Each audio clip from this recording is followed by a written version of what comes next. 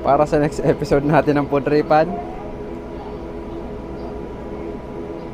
Idami natin to. At ngayong araw ay isa na namang cup noodles. Ay, hindi pala. Guys, sa mga nag-aabang ng Nissin series natin, maawa kayo sa akin guys. Sa dami ng cup noodles natin, nalalamunin doon. Ewan ko magka-UTI naman ako niyan. Kaya ngayong araw, ang bibida sa ating palabas ay ang puchin pukin. Wait lang. Okay. Ang puchin pudding. Kilala mo? Baka nakita mo na. Tingnan mo lang. Double check mo. Baka lang sakaling nakita mo na. So, kung hindi pa, papakilala ko sa'yo. Pero kung kilala mo na, or curious ka dito, diyan ka lang. Puchin pudding. Isa to sa mga trending na pagkain na gusto na namang ipatingin sa'yo na nandito sa Japan. Ang tanong, masarap kaya? Okay, quality check. Mukhang simple lang naman. Simple lang naman ang lalagyan niya. May takip na plastic. Nakalagay sa plastic bottle. Pero sabi nila, may magic daw to. Ito yung baliktad na pagkain. Kasi meron itong toppings, pero nandito sa ilalim. So, pag binuksan mo to, tapos binigyan ka ng kutsara, hindi mo kagad madudukot yung nandun sa ilalim. Ayan o. Which is yun yung parang pinaka-toppings niya. So, ang ginagawa nila rito, meron itong pambukas sa ilalim. Ito. Pag kilik mo yan, malalaglag siya. Makapit kaya. Baka mamaya isang tagtag lang natin, malaglag na to. Okay. Buksan natin. Medyo matigas. So, ayan yung ibabaw niya. Umalog-alog naman. So, bakit hindi malalaglag? Tingnan natin kung talaga bang makapit. 1, 2, 3.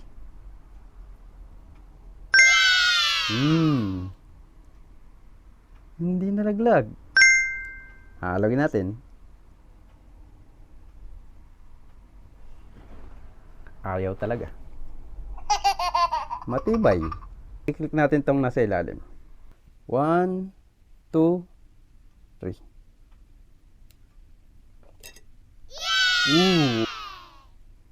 Medyo mataas. Medyo mataas yung napagbagsakan natin. Pero okay lang. So, ayan. Papakita ko sa inyo yung kinalabasan niya. Ayan. So, eto na. So, kung titignan mo siya, para siyang gelatin. Ayan o. Malug-alog siya. Kahit sampal-sampalin mo siya ng ganyan, ayan o. Hindi lumalaban. Tikman natin. Para siyang gelatin. Okay? Walang tikip. Cheers.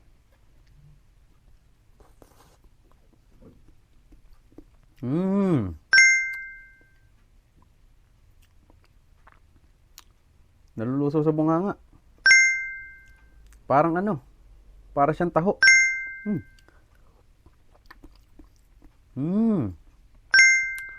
Grabe to. Marami na rin akong natikman na gelatin pero lasahan natin.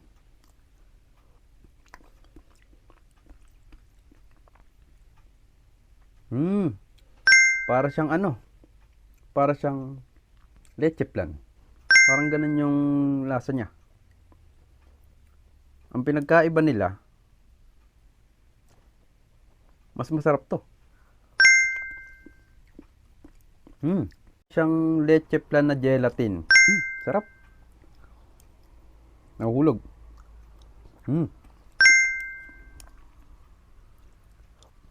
sarap ng niya. Yung pinaka toppings niya. Minsan kahit di mo lagyan ng toppings, sarap pa din. Sobrang ano niya, sobrang lambot. Ayan. Tama yan. Mga alog-alog. Quality ito. Parang may mananalo.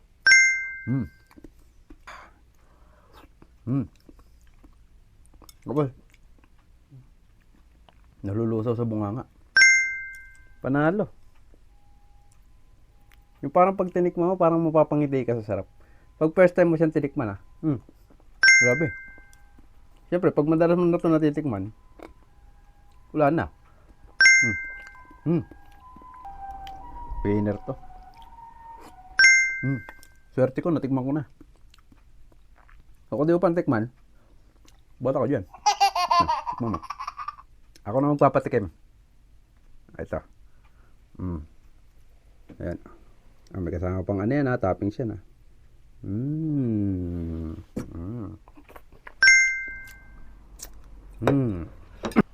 So, dahil naubos na natin, okay, so ibase natin sa quality. Kita nyo naman. Inalog-alog ko, hindi nahulog. Medyo mataas lang yung pagkano, kaya medyo pumlakda siya. Pero dapat mga ganito kataas yun. Siguro dapat nakalapag lang siya ng ganyan. Tapos saka ko siya kinulit. Pero okay lang. Sa quality, quality. Legit yun. Pag inalog mo, hindi siya nalalaglag. Kapit na kapit siya. Para siyang gelatin na nakapag-ganon. Quality. Then sa lasa, panalo talaga. Sarap. Sa presyo naman, ang presyo nito sa 7-Eleven ay 175 yen. 175 yen lang to. Ang mura. 175 yen. Compute mo na sa peso kung magkano yun. Pero yung liit niya na yun, yung liit na ganito, sarap. At kung bibigyan naman natin ito ng score,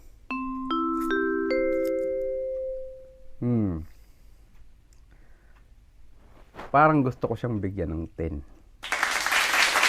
Sarap talaga. Nalulusaw sa bunganga eh. Ganito yung mga gusto kong pagkain kasi. Para sa akin lang ganito yung mga gusto kong pagkain. Yung pag sinubo mo siya, parang nalulusaw sa bunganga. Tapos lasang-lasa mo talaga yung tamis, yung basta, sarap. Ang layo sa leche flan ito. Kalasa ng leche flan pero ang layo. Kasi para siyang, basta, iba yung ano eh. Hindi ko mapaliwanag. Parang bibili ulit ako bukas. Pero kung may diabetes ka, huwag mong titirahin to. Kaya huwag mong masyadong maraming kumain ito. Baka lang gamin ka.